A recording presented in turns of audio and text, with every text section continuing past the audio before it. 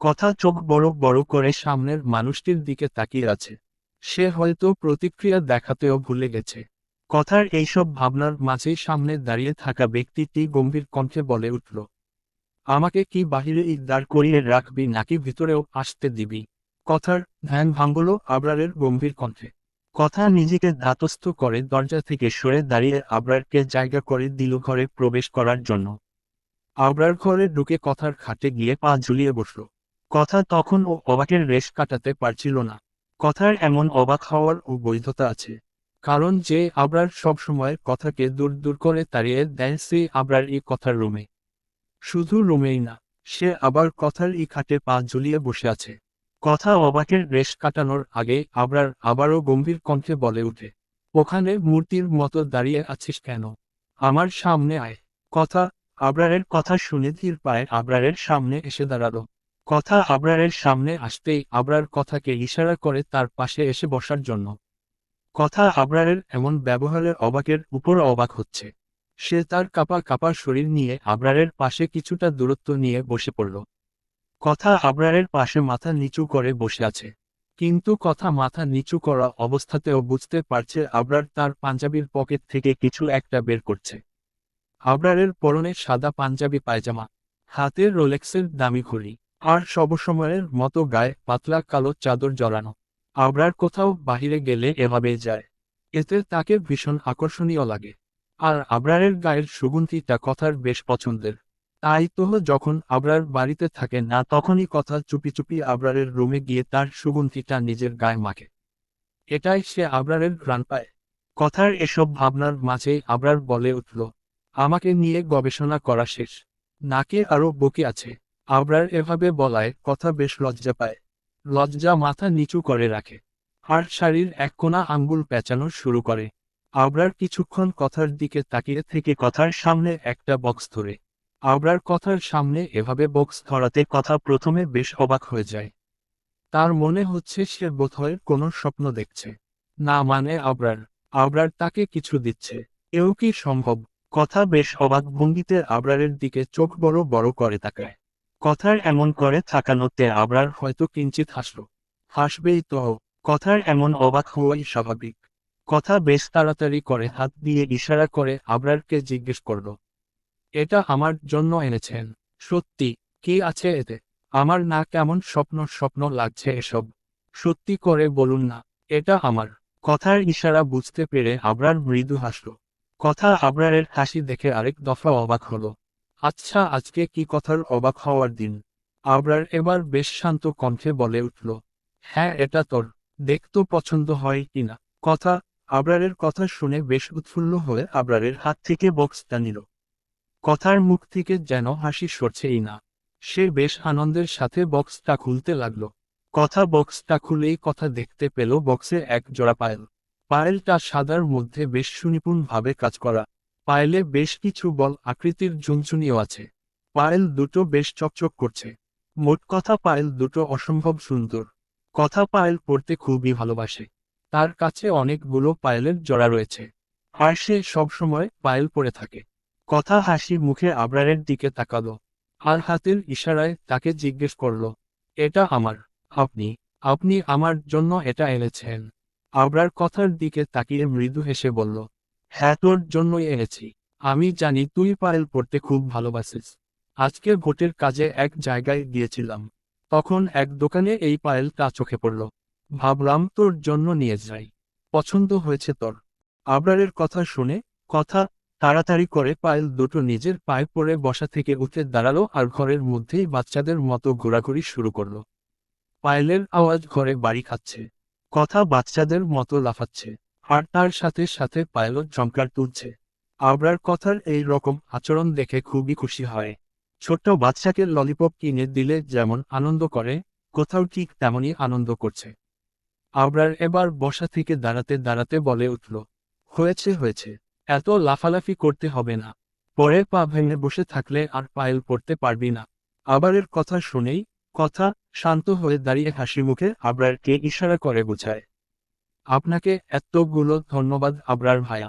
জানেন এটা আমার জীবনের বেস্ট গিফট। আচ্ছা, আপনি আমাকে এত সুন্দর গিফট দিলেন, এর বিনিময়ে তহ আপনাকে ও আমার কিছু দেওয়া প্রয়োজন তাই না? আবরার কথার ইশারা বুঝতে পেরে মৃদু হেসে, কথা, কে বলে? না না, আমাকে কিছু দিতে হবে না। তুই পায়েল পেয়ে খুশি হয়েছিস এতে আমি খুশি। কিন্তু আবরারের কথা শুনে এবার, কথা, যে ধরল সেও আবরারকে কিছু দিবে। অগত্যা, আবরারও এক পর্যায়ে হার মেনে বলল, আচ্ছা আচ্ছা ঠিক আছে, তোর যেটা ইচ্ছে তুই সেটাই দে। আবরারের কথা শুনে, কথার চোখ জোড়া চকচক করে উঠল। এই দিনের অপেক্ষায় তো সে ছিল। সে আবরারের জন্য বিশেষ কিছু তৈরি করে রেখেছিল, কিন্তু কোনোদিন দিতে সাহস পায়নি। আবরার যদি তাকে উল্টো পাল্টা কিছু বলতো তখন। কিন্তু আজ যখন আবরার নিজে তাকে বলছে, তাহলে সে আজকে আবরারকে ওই জিনিসটা দিবে। কথা এক দৌড়ে বারান্দায় চলে গেল। আবরার ভুরু কুঁচকে কথার যাওয়ার দিকে তাকালো। সে বুঝতে পারল না কথা বারান্দায় কেন গেল। আবরারের ভাবনার মাঝেই কথা বারান্দা থেকে একটা পেইন্টিং তার হাতে করে নিয়ে আসলো।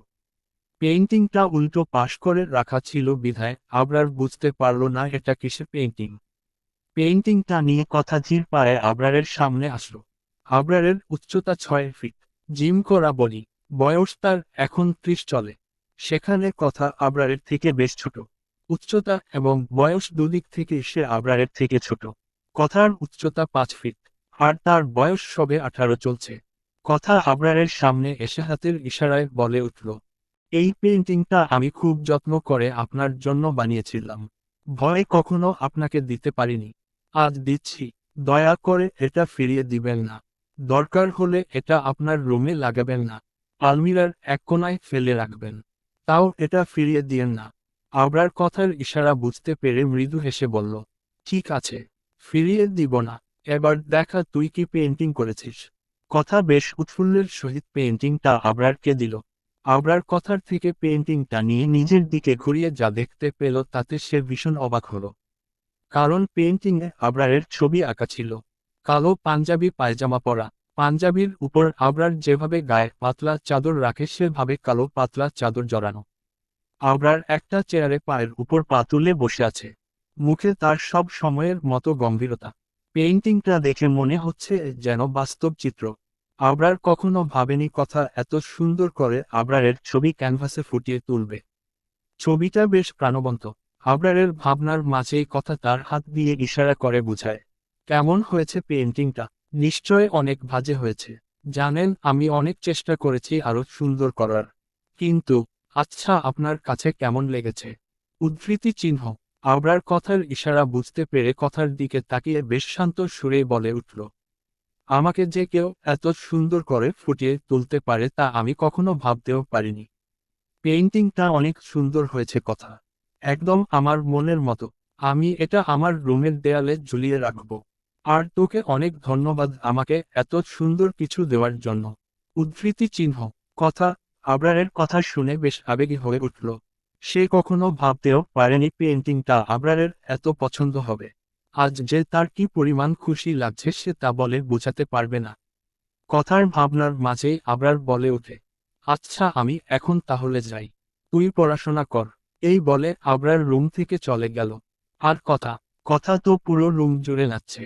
তার যে আজ কি আনন্দ লাগছে। কথার সাথে সাথে আবরারের দেওয়া পায়েলটাও ঝংকার তুলছে পুরো রুম জুড়ে। কথার কিছু একটা মনে হতেই সে রুম থেকে বের হয়ে আরিয়ানের রুমের দিকে অগ্রসর হলো। এত খুশির খবর আরিয়ানকে না দিয়ে পারা যায়। উহু, একটুও না। তাই কথা ছুটল আরিয়ানের রুমে। আরিয়ানের রুমে এসে কথা দরজায় নক না করেই ঢুকে যায়।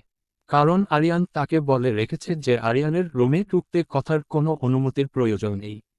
সে যখন চায় তখনই আরিয়ানের রুমে আসতে পারে। কথা আরিয়ানের রুমে আসতেই সে দেখতে পেল আরিয়ান রুমে নেই। কিন্তু বারান্দা থেকে আরিয়ানের গিটারের আওয়াজ আসছে। আরিয়ান খুব ভালো গিটার বাজাতে পারে। আর তার গানের গলাও খুব সুন্দর। কথা প্রায়ই আরিয়ানকে বলে যে, আরিয়ান ডাক্তার না হয়ে গায়ক হলে বেশি ভালো হতো। কথা পা টিপে টিপে আরিয়ানের বারান্দার দিকে অগ্রসর হয়। আর তখনই সে শুনতে পায়, কিভাবে বোঝাবো তোমাকে, কতটা ভালোবাসি। হঠাৎ কারো পায়েলের আওয়াজে আরিয়ান তার গানটা থামিয়ে দেয়। আর চোখে তুলে দেখতে পায় কথা বারান্দার দরজার সামনে দাঁড়িয়ে আছে। কথাকে দেখে আরিয়ান মুচকি হাসি দেয়। কোথাও আরিয়ানের হাসির বিনিময়ে হাসে। আরিয়া কথাকে ইশারা করে তার পাশে এসে বসার জন্য। আরিয়ানের বারান্দায় দুটো বেতের চেয়ার রয়েছে। চেয়ারে কুশন দেওয়া। আরিয়ান একটি চেয়ারে বসে গিটার দিয়ে সুর তুলে গান গাইছিল। কথা আরিয়ানের ইশারা অনুযায়ী আরিয়ানের পাশের চেয়ারে গিয়ে বসল। আরিয়ান হাসিমুখে কথাকে জিজ্ঞেস করল, কি কথা রানী? হঠাৎ এই অথমের কথা মনে পড়ল যে। কোথাও হাসি মুখে আরিয়ানকে ইশারা করে বুঝায়, জানেন আজকে আমি অনেক অনেক বেশি খুশি। আরিয়ান আগের মতোই হাসিমুখে কথাকে জিজ্ঞেস করে, তাই নাকি? তা আজ আমার কথা রানীর এত খুশির কারণ কি? কথা বসা থেকে উৎফুল্লতার সাথে দাঁড়িয়ে তার দুহাত দিয়ে পা থেকে শাড়িটা একটু উঁচু করে আরিয়ানকে ইশারা করে তার পায়ের দিকে তাকাতে। আরিয়ান কথার ইশারা অনুযায়ী কথার পায়ের দিকে তাকায়। তখন সে দেখতে পায় কথার আলতা রানা পায়ে এক জোড়া পায়েল চিকচিক করছে। পায়েলটা বেশ সুন্দর, আর কথার পায়ে পায়েলটা আরো সুন্দর লাগছে। আরিয়ান আবারও হাসিমুখে বলে উঠল, বাহ, খুব সুন্দর তোহ পায়েলটা। কে দিয়েছে, নাকি কিনেছিস? কথা মুখে হাসির রেখা টেনে ইশারা করে বুঝায়, আবরার ভাইয়া দিয়েছে। জানেন আমার না বিশ্বাসই হচ্ছিল না আবরার ভাইয়া আমাকে পায়েল কিনে দিবে। আজ যে আমি কি পরিমাণ খুশি তা আপনাকে বলে বোঝাতে পারবো না। আবরারের নামটা শোনার সাথে সাথে আরিয়ানের মুখ থেকে হাসি সরে গিয়ে একরাশ গম্ভীরতা চলে আসলো। কথা তার মতো হাতের ইশারায় আরিয়ানকে অনেক কিছুই বুঝিয়ে যাচ্ছে। কিন্তু আরিয়ানের তার দিকে কোনো ধ্যান নেই। সে তোহ আছে এক অন্য চিন্তায়। আরিয়ানকে অন্যমনস্ক দেখতে পেয়ে কথা আরিয়ানের কাঁধে হালকা ধাক্কা দেয়। কথার হাতের স্পর্শ পেয়ে আরিয়ানের ধ্যান ভাঙে। কথা আরিয়ানকে ইশারা করে বুঝায়, কোথায় হারিয়ে গেলেন আপনি? আরিয়ান গম্ভীরভাবেই বলে উঠল, আমার কিছু কাজ আছে কথা, আমি এখন আসছি। এই বলে আরিয়ান আর এক মুহূর্ত বারান্দায় থাকল না। তার রুম থেকে বের হয়ে গেল। আর কথা আরিয়ানের চলে যাওয়ার দিকে অবাক হয়ে তাকিয়ে রইল। কথা বুঝতে পারল না আরিয়ান কেন এমন করল। তারপর ভাবল হয়তো আরিয়ানের কোনো গুরুত্বপূর্ণ কাজ ছিল তাই চলে গিয়েছে। এই ভেবে কোথাও নিজের রুমে চলে আসলো। অন্যদিকে আবরার মাত্রই ফ্রেশ হয়ে বের হয়েছে। পরনে তার সাদা টি শার্ট, কালো ট্রাউজার। আবরার টাওয়াল দিয়ে মুখ মুছছিল। সেই সময় তার রুমের দরজায় কেউ টোকা দেয়। আবরার গম্ভীর কণ্ঠেই তাকে ভিতরে আসতে বলল। আবরারের কথা মতো লোকটা আবরারের রুমে আসলো। আবরার সামনে ঘুরে দেখতে পেল আরিয়ান তার রুমে এসেছে। আরিয়ানকে দেখে আবরার একটু বাঁকা হাসল। হয়তো সে জানতো আরিয়ান এখন আসবে। আরিয়ান আবরারের সামনে এসে বুকে দুহাত গুজে গম্ভীর কণ্ঠে বলে উঠল, তুই কি করতে চাচ্ছিস? আরিয়ান আর আবরার 1 বছরের ছোট বড়, তাই তারা তুই করেই কথা বলে। আরিয়ানের 29 বছর, আর আবরারের 30 বছর। আরিয়ানের কথা শুনে আবরার গা ছাড়া ভাবেই বলে উঠল, আজব তো, আমি আবার কি করতে চাইব? আরিয়ান এবার বেশ রেগে আবরারকে বলল, তুই কথার সাথে কি করতে চাইছিস? আবরার আরিয়ানের কথা শুনে আরিয়ানের সামনে এসে দাঁড়িয়ে বুকে দুহাত গুজে বাঁকা হেসে বলল, তোর কথা রানীর সাথে আমি কি করব? আরিয়ান এবার বেশ রেগে বলে উঠল, দেখ আবরার, তোকে আগেই সাবধান করে দিচ্ছি। আমার কথার সাথে কোনো নোংরা খেলার চেষ্টা করবি না। না হলে আইসর, আমি ভুলে যাব তুই আমার ভাই হোস। আরিয়ানের কথা শুনে আবরার একটু ভয় পাওয়ার ভাব ধরে বলে উঠল, ইস, আমি তো অনেক ভয় পেয়ে গেলাম রে আরিয়ান। কি হবে এখন আমার? আবরারের এভাবে কথা বলায় আরিয়ানের বেশ রাগ লাগছে। সে এবার বেশ রেগেই বলে উঠল, আমার কথার থেকে যতটা দূরে থাকবি ততটাই তোর জন্য মঙ্গলজনক। আমি চাই না সে 12 বছর আগের মতো ওর জীবনে কিছু ঘটুক। তুই ওর জীবনের একটা কালো অধ্যায় মাত্র। ওর তোহ আগের কিছু মনেও নেই। তাই তোকে বলছি, আগের মতো পাগলামি করবি না। না হলে এবার আমার থেকে খারাপ আর কেউ হবে না। এই বলে আরিয়ান রুম থেকে বের হয়ে গেল। আরিয়ানের বের হয়ে যাওয়ার পর আবরার মুখে একটা রহস্যময় হাসি ফুটিয়ে বলে উঠল, দাবার গুটি এবার আমার হাতে আরিয়ান। পারলে আমার থেকে তোর রানীকে বাঁচিয়ে দেখাস। আমিও এত সহজে আমার জিনিস ছেড়ে দিব না। রাত 9টা, জমিদার বাড়ির নিয়ম রাতের খাবার 9টার মধ্যে খেতে হবে। তাই তো যথাসময়ে সকলে খাবার টেবিলে উপস্থিত। জাফর আলী খানের পাশে কথা মাথা নিচু করে খেয়ে যাচ্ছিল। আর জাফর আলী খান এক এক করে কথাকে খাবার বেড়ে দিচ্ছিল। কিন্তু কারো কারো জাফর আলী খানের কথাকে নিয়ে এত আহ্লাদ পছন্দ হচ্ছিল না। কিন্তু কথার ভাইদের এটা নিয়ে কোনো মাথা ব্যথা নেই। তারা এটা হাসিমুখে উপভোগ করছিল। কারণ তারা কথাকে অনেক ভালোবাসে। খাবারের মাঝে আশফাক আলী খান জাফর আলী খানের উদ্দেশ্য বলে উঠলেন, বাবা, বিয়ের তো আর 1 সপ্তাহ বাকি। এখন থেকে সব কাজকর্ম করতে হবে। আমি চাই না আমার ছেলের বিয়েতে কোনো রকম কমতি থাকুক। আশফাক আলী খান হলেন জাফর আলী খানের মেজ ছেলে। আর আশফাক আলী খানের বড় ছেলে আহান খান, যার বিয়ে নিয়ে আলোচনা হচ্ছিল।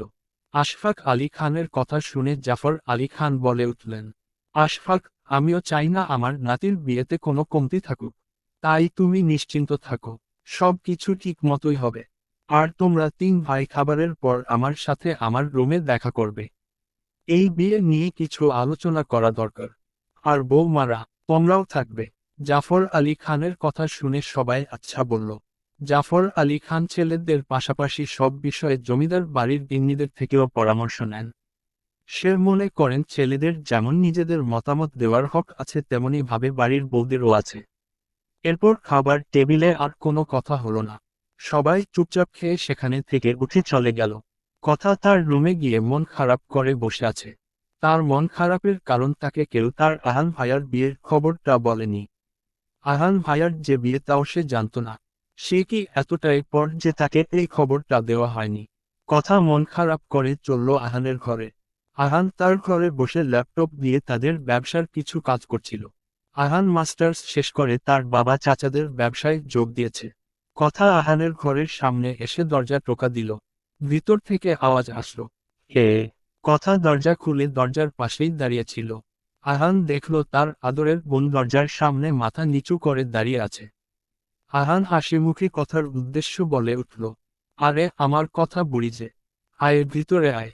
কথা কিছু না বলে মাথা নিচু করে ঘরে প্রবেশ করল আর খাটে আহানের পাশে গিয়ে বসল। আহান দেখল কথার মুখটা কেমন মলিন দেখাচ্ছে। আহান বেশ চিন্তিত হল। সে কথাকে বেশ আদুরে স্বরে বলে উঠল, কি ব্যাপার? আমার কথা বুড়ির মুখটা এমন মলিন লাগছে কেন? কি হয়েছে কতু?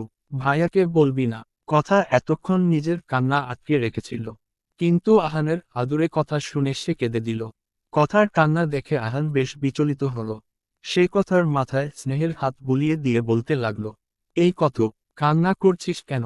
কেউ কিছু বলেছে তোকে? ভাইয়াকে বল না। এই বুড়ি, কি হয়েছে বল না? কথা কান্না করতে করতে তার হাতের ইশারায় আহানকে বুঝায়, তুমি আমাকে একটুও ভালোবাসো না আহান ভাইয়া? তোমার সাথে আরি? আহান কথার ইশারা বুঝতে পেরে মৃদু হেসে বলে উঠল, কে বলেছে আমি আমার কথা বুড়িকে ভালোবাসি না? আমার 10টা না 5টা না একটা মাত্র আদুরে বোন, তাকে ভালো না বেশি কি থাকা যায়? কথা এবার কান্না থামিয়ে আহানের দিকে অভিমানের দৃষ্টিতে তাকিয়ে ইশারা করে বুঝালো, তাহলে তোমার যে বিয়ে এটা আমাকে কেন জানাওনি? আজ খাবার টেবিলে মেছো বাবা যদি না বলতো তাহলে তো আমি জানতেই পারতাম না। তুমি আমাকে একটুও আপন ভাবো না আহান ভাইয়া? যদি আপন ভাবতে তাহলে আমাকে জানাতে। আহান কথার ইশারা বুঝতে পেরে হেসে কথার মাথায় হাত বুলিয়ে বলে উঠল, এই ব্যাপার, তোকে তো আমি সারপ্রাইজ দিতে চেয়েছিলাম, তাই এতদিন জানাইনি। ভেবেছিলাম কাল জানাবো। কথা আহানের দিকে অবাক দৃষ্টিতে তাকিয়ে ইশারা করল, সারপ্রাইজ? কিসের সারপ্রাইজ? আহান এখন বেশ হেসে বলে উঠল, আরে আমি চেয়েছিলাম কালকে তোকে তোর ভাবির সাথে দেখা করাতে নিয়ে যাব। আর তখনই বলতাম আমার বিয়ের কথা। আমি জানি তুই তোর ভাবিকে দেখলে অবাক হয়ে যাবি। কথা ইশারা করে বলে উঠল, অবাক কেন হব? তুই জানিস আমার বিয়ে কার সাথে হচ্ছে? উদ্ধৃতি চিহ্ন। কথা মাথা নাড়িয়ে না বলে। আহান এবার কথার গাল টেনে বলে ওঠে, তোর মনে আছে কথা বুড়ি? তোকে বলেছিলাম না ভার্সিটিতে থাকতে একটা মেয়ে আমাকে বিনা কারণে সকলের সামনে থাপ্পড় মেরেছিল? কথা মাথা নাড়িয়ে হ্যাঁ বলে। তারপর কিছু মনে পড়াতে হুট করে দাঁড়িয়ে যায় আর অবাক দৃষ্টিতে আহানের দিকে চেয়ে ইশারা করে, যে আপুটা তোমাকে ভুল বুঝে সবার সামনে থাপ্পড় দিয়েছিল তার সাথে তোমার বিয়ে হচ্ছে। আহান কথার ইশারা বুঝতে পেরে লাজুক হেসে মাথা চুলকিয়ে বলে, এই মানে হ্যাঁ, ইতির সাথেই আমার বিয়ে ঠিক হয়েছে। আহানের কথা শুনে কথা বেশ রেগে খাট থেকে বালিশ উঠিয়ে আহানকে মারতে থাকে। আর বেচারা আহান তার বোনের হঠাৎ আক্রমণে ভেবাচেকা খেয়ে যায়। আরে কথা মারছিস কেন? কত বড় ভাইকে কেউ এভাবক মারে? আরে বনু এমন করিস না। কিন্তু কে শুনে কার কথা? কথা প্রায় অনেকক্ষণ আহানকে মারার পর ক্লান্ত হয়ে মুখ ফুলিয়ে খাটে বসে পড়ে। আহান জানে কথা কেন রাগ করেছে। কত, আমার বোনটি, দেখ আমার কোনো দোষ নেই এখানে। আসলে আমি তোকে মিথ্যা বলেছিলাম তোর কথা মতো ওই মেয়েটাকে শায়েস্তা করব যে কেন তোর আহান ভাইকে সে বিনা অপরাধে মেরেছে। কিন্তু বনু, শায়েস্তা করতে গিয়ে আমি ওই মেয়ের প্রেমে পড়ে গিয়েছি। কিভাবে যে কি হলো? কথাগুলো বলে আহান মাথা নিচু করে বসে রইল। কথা যখন জানতে পারে তার ভাইকে কেউ বিনা অপরাধে সবার সামনে থাপ্পড় মেরেছে তখন তার ভীষণ রাগ হয়। সে তার ভাইদের খুব ভালোবাসে। তাই তো সে আহানকে বলেছিল ওই মেয়েকে শাস্তি দিতে। কিন্তু তার ভাই উল্টো ওই মেয়ের প্রেমে হাবুডুবু খাচ্ছে। আহানের এমন চেহারা দেখে কথা এবার হেসে দিল। কথা আহানের দুই গাল টেনে ধরে ইশারা করল। আহান ভাইয়া তুমি এত বোকা কেন? তোমার কথা বুড়ি কি তোমার সাথে রাগ করে থাকতে পারে? আমি তো এতক্ষণ মজা করছিলাম। কথা ইশারা করে বুঝিয়ে হেসে উঠল। আর আহান কথার কান ধরে বলে উঠল, তবে রে, বিচ্ছু মেয়ে একটা, জানিস এখনই আমি হার্ট অ্যাটাক করতাম। কথা ইনোসেন্ট মুখ করে আহানকে ইশারা করে। আর হবে না ভাইয়া, সরি, এবার কানটা ছেড়ে দাও না, ব্যথা পাচ্ছি তো। আহান কথার ইশারা বুঝতে পেরে হেসে বলে উঠল, ঠিক আছে, এবারের মতো ছেড়ে দিচ্ছি। কিন্তু কখনো যদি বলিস তোর সাথে আর কথা না বলতে, তখন কিন্তু খুব বকবো আমি। তুই আমার একমাত্র বোন। তোকে যে আমরা ভাইরা কি পরিমাণ ভালোবাসি তা তুই কল্পনাও করতে পারবি না। তাই ভবিষ্যতে এটা বলবি না যে আমরা তোকে ভালোবাসি না। বুঝেছিস? কথা হাসি মুখে মাথা নাড়িয়ে হ্যাঁ বলে। তখনই আহান খাট থেকে উঠে তার আলমিরা থেকে এক বক্স চকলেট এনে কথাকে দেয়। কথা তো চকলেট পেয়ে অনেক খুশি। আজকে এনেছিলাম তোর জন্য। ভেবেছিলাম কিছুক্ষণ পর তোর রুমে যাব। এখন যখন তুই এসেছিস এটা নিয়ে যা। কথা হাসিমুখে ইশারা করে বুঝালো। তোমাকে এতগুলো ধন্যবাদ আহান ভাইয়া। আহান ও হেসে কথার মাথায় আদুরে ভাবে বুলিয়ে দিল।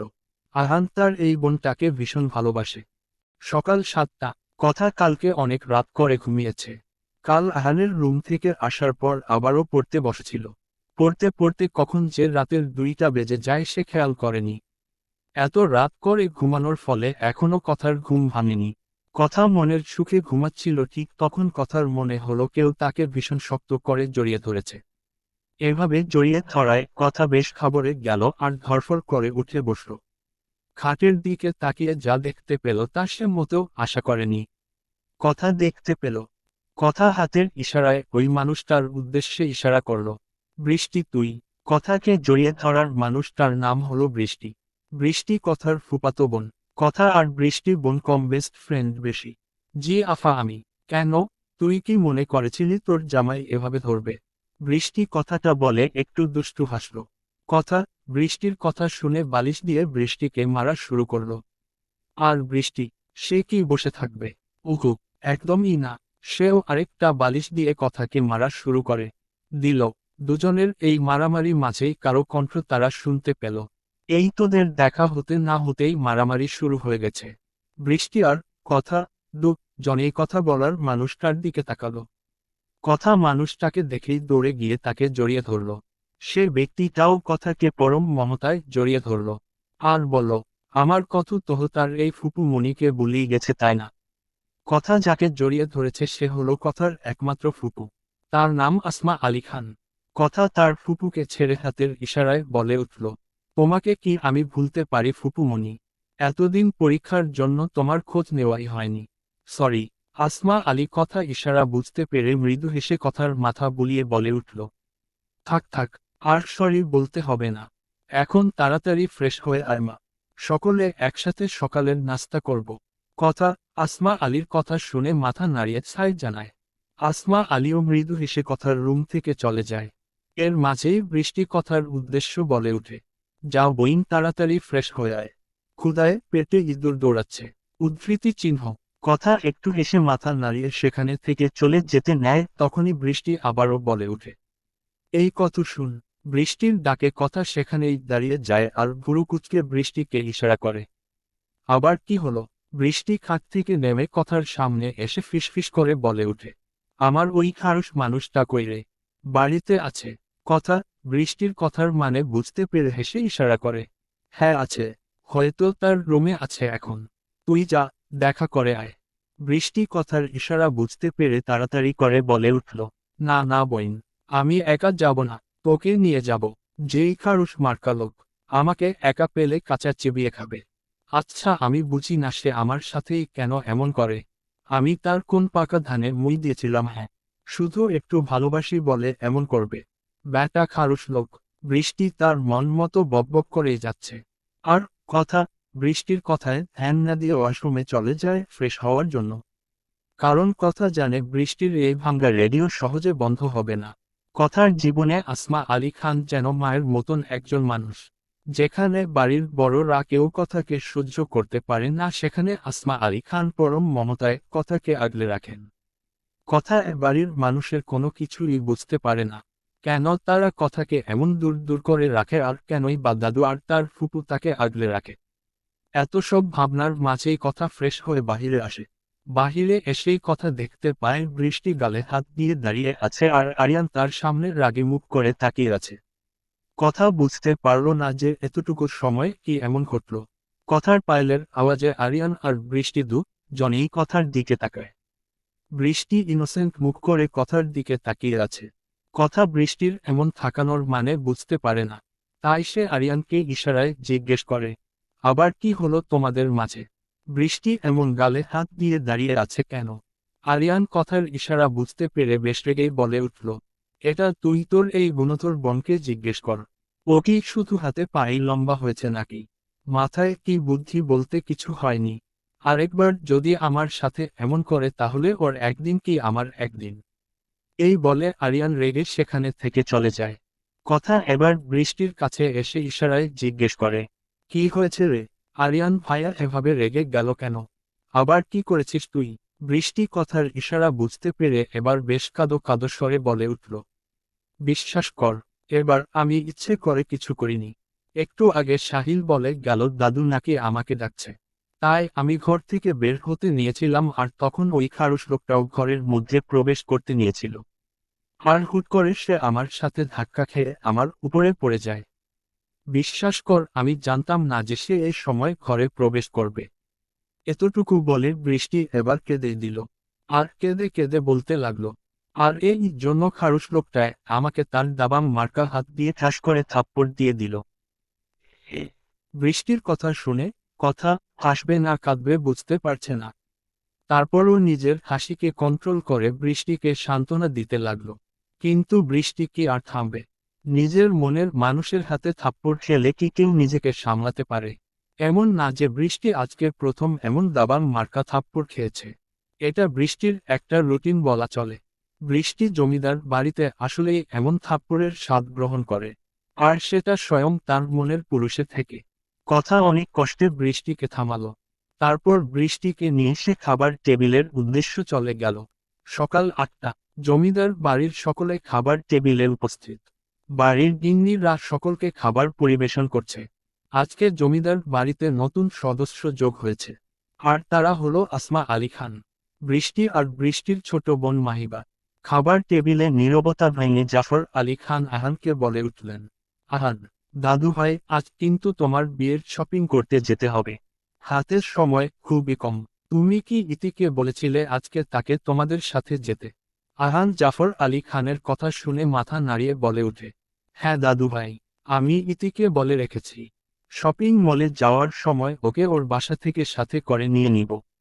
জাফর আলী খান এবার আবরারের উদ্দেশ্যে বলে উঠল, তা আবরার দাদু ভাই, আজকে কি তুমি ফ্রি আছো?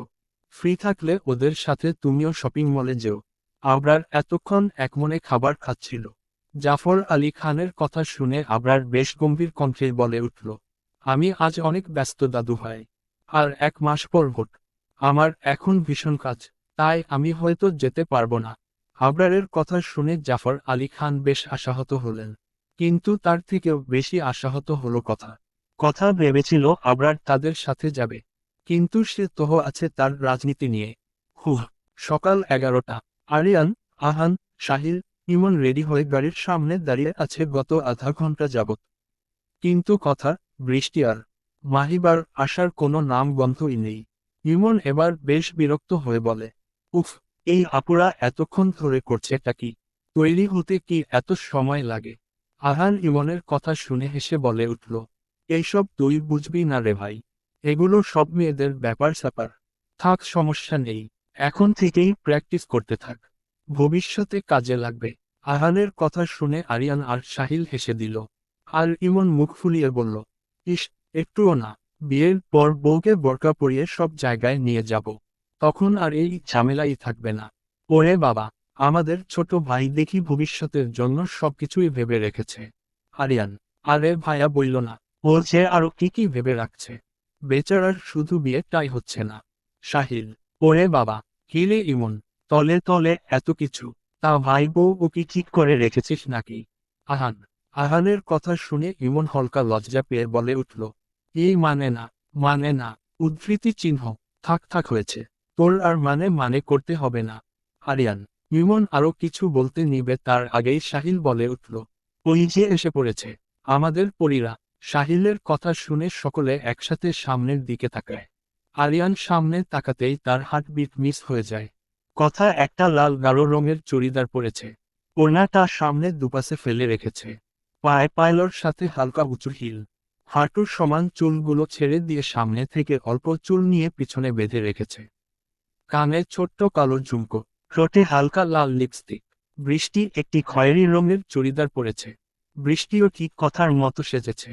আসলে জনেই প্ল্যান করেছিল একই রকম ভাবে সাজবে। আর মাহিবা একটা সাদা রঙের চুড়িদার পরেছে, সেও কথাদের মতো সেজেছে। মাহিবাকে এই রূপে দেখে কারো হার্ট দ্রুত বিট করছে। আর সে হলো ইমন। কথা সবার সামনে এসে সবাইকে এমন ভাবে তাকাতে দেখে হাত নাড়িয়ে ইশারা করে, এভাবে তাকিয়ে আছো কেন তোমরা? আমাদের কি খারাপ লাগছে দেখতে? আহান মুচকি হেসে কথার মাথায় হাত বুলিয়ে দিয়ে বলে, আমার বোনদের মাশাল্লাহ খুব সুন্দর লাগছে, তোদের যেন নজর না লাগুক। কি বলিস আরিয়ান? আরিয়ানের তহ কোনোদিকেই ধ্যান নেই। সে তহ তার কথা রানীকে দেখতে ব্যস্ত। আরিয়ানকে এভাবে দাঁড়িয়ে থাকতে দেখে আহান আরিয়ানকে হালকা ধাক্কা মারল। কি রে, তুই আবার কোথায় হারিয়ে গেলি? আহানের কথায় আরিয়ানের ধ্যান ফিরে। কোথাও না তো, চল চল, দেরি হয়ে যাচ্ছে আমাদের। উদ্ধৃতি চিহ্ন, ওরা সবাই দুটো গাড়ি নিয়েছে। একটায় আহান ড্রাইভ করবে, আর একটায় আরিয়ান। প্রথম গাড়িতে আহান, ইমন, সাহিল বসেছে। কারণ ইতিও আহানের সাথে যাবে, তাই তারা তিনজন গাড়িতে বসেছে। এরপরের গাড়িতে আরিয়ান, কথা, বৃষ্টি আর মাহিবা। মাহিবা গাড়ির পিছনে বসেছে। কোথাও গিয়ে গাড়ির পিছনের সিটে বসেছে। কারণ সে জানে বৃষ্টি সামনে আরিয়ানের পাশে বসার জন্য উসখুস করছে, কিন্তু ভয় বলতে পারছে না। তাই কথা বৃষ্টিকে ইশারা করে সামনে বসার জন্য। আর সে গিয়ে পিছনে বসে। কথার এভাবে পিছনে বসাটা আরিয়ানের একদম ভালো লাগেনি। সে তো ভেবেছিল কথা তার পাশে বসবে, কিন্তু তা হলো কই। বৃষ্টি ভয়ে ভয়ে আরিয়ানের পাশে গিয়ে বসল। আর তখনই আরিয়ান ধমক দিয়ে বলে উঠল, এই মেয়ে সিট বেল্ট বাঁধো না কেন? বৃষ্টি আরিয়ানের ধমক খেয়ে কাপা কাপা হাতে সিট বেল্ট বাঁধতে নেয়। কিন্তু আজ তার কপালটাই খারাপ। এই যে এখন সিট বেল্টটা লাগাতে পারছে না। কত চেষ্টা করছে কিন্তু হচ্ছে না। এমন না যে সে সিট বেল্ট বাঁধতে পারে না, সে পারে। কিন্তু আজ যে কেন হচ্ছে না সে বুঝতে পারছে না। বৃষ্টির এমন কাণ্ড দেখে আরিয়ান বিরক্ত হয়ে বৃষ্টির থেকে সিট বেল্ট নিয়ে নিজে বাঁধতে লাগলো। হঠাৎ আরিয়ানকে এত কাছে দেখে বৃষ্টি থতমত খেয়ে গেল। সে আরিয়ানকে এতটা কাছে আশা করেনি। বৃষ্টি চোখ বন্ধ করে তার প্রিয় মানুষের ঘ্রাণ নিতে শুরু করলো। আর এসব পিছনে বসে কথা দেখছে।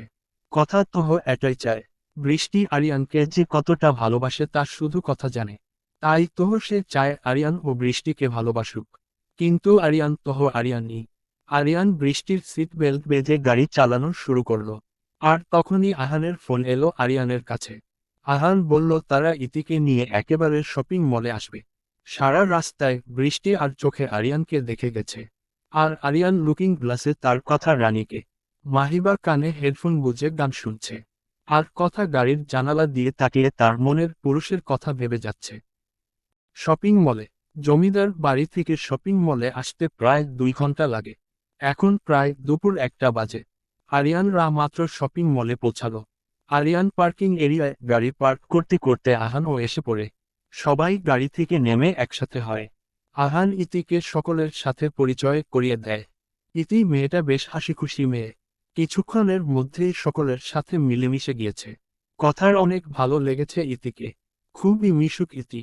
ইতি কথাকে দেখে কথার সামনে গিয়ে হাসিমুখে বলে উঠল, তুমি কথা তাই না? কথা মাথা নাড়িয়ে হ্যাঁ বলল। তোমার কথা আহান অনেক বলেছে। তোমার সাথে দেখা করে অনেক ভালো লেগেছে। তুমি আসলেই খুব মিষ্টি মেয়ে। ইতির কাছ থেকে এমন কিছু শুনে কথা বেশ লজ্জা পেয়ে গেল। আসলে কথায় এক সময় আহানকে বলেছিল ইতিকে শাস্তি দিতে, আর এখন ইতি তাকে বলছে সে খুব মিষ্টি মেয়ে। এটা ভেবে আসলেই কথা লজ্জা পেয়ে গেল। তোমরা কি এখানেই দাঁড়িয়ে কথা বলবে নাকি ভিতরেও যাবে? আহান আহানের কথা শুনে সকলে ভিতরের দিকে অগ্রসর হলো। ইতি আর আহান সামনে, তাদের পিছনে সাহিল, ইমন আর মাহিবা, আর তাদের পিছনে আরিয়ান, তার পাশে কথা আর কথার পাশে বৃষ্টি। সকলে একসাথে শপিং মলে প্রবেশ করল। সবাই ঠিক করলো আগে মেয়েদের জন্য কেনাকাটা করবে। সে অনুযায়ী সকলে ফিমেল সেকশনে আগে গেল। আহান আর ইতি মিলে ইতির জন্য লেহেঙ্গা আর শাড়ি পছন্দ করছিল। ইমন আর সাহিল এসব মেয়েদের ব্যাপার বুঝে না, তাই তারা চেয়ারে বসে মোবাইলে গেম খেলছিল। আরিয়ান তার একটা ফোন আসায় দোকানের এক সাইডে দাঁড়িয়ে কথা বলছিল। আর মাহিবা তার জন্য কিছু পছন্দ করতে পারছিল না দেখে বৃষ্টিকে তার সাথে নিয়ে গেল। আর কথা সেই কখন থেকে ভেবে যাচ্ছে সে আসলে নিবেটা কি। সে কখনো একা একা শপিং করেনি। সবসময় হয়তো আহান না হলে আরিয়ান পছন্দ করে দিয়েছে, কিন্তু এখন তো তারা জনেই ব্যস্ত। কি যে করবে সে তাই ভেবে পাচ্ছে না। কথার ভাবনার মাঝেই তার কানে কারো গম্ভীর কণ্ঠ পৌঁছালো, ওই লাল রঙের লেহেঙ্গাটা তোর গায়ে খুব মানাবে, ওটা নিতে পারিস। কথা পরিচিত কণ্ঠ শুনে পিছনে তাকিয়ে দেখতে পেল